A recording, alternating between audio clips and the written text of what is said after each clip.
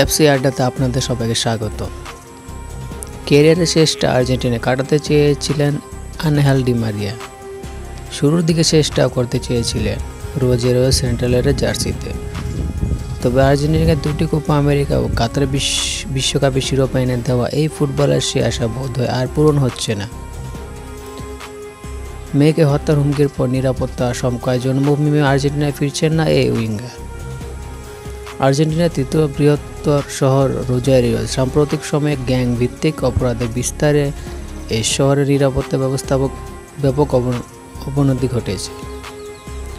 এ জেরে বুলেটবিদ্ধ শুকরের একটি মাথা হুমকি হিসেবে ডি মারিয়ার পারিবারিক ব্যবসা প্রতিষ্ঠানে পাঠানো হয়েছিল। এরপর থেকে নিরাপত্তার শঙ্কায় ভুগছেন তিনি। অবশেষে জন্মভূমিতে না ফেরার সিদ্ধান্ত নিয়েছেন।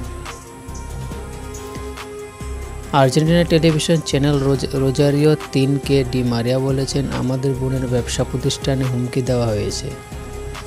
একটি বাক্সে করে বুলেটবিদ্ধ শুকরের মাথার সঙ্গে চিরকুট পাঠানো হয়েছে, যেখানে বলা হয়েছে, আমি যদি রোজারিও সেন্ট্রালে ফিরি তাহলে পরবর্তী মাথাটি হবে আমার ছোট মেয়ে পিয়ার।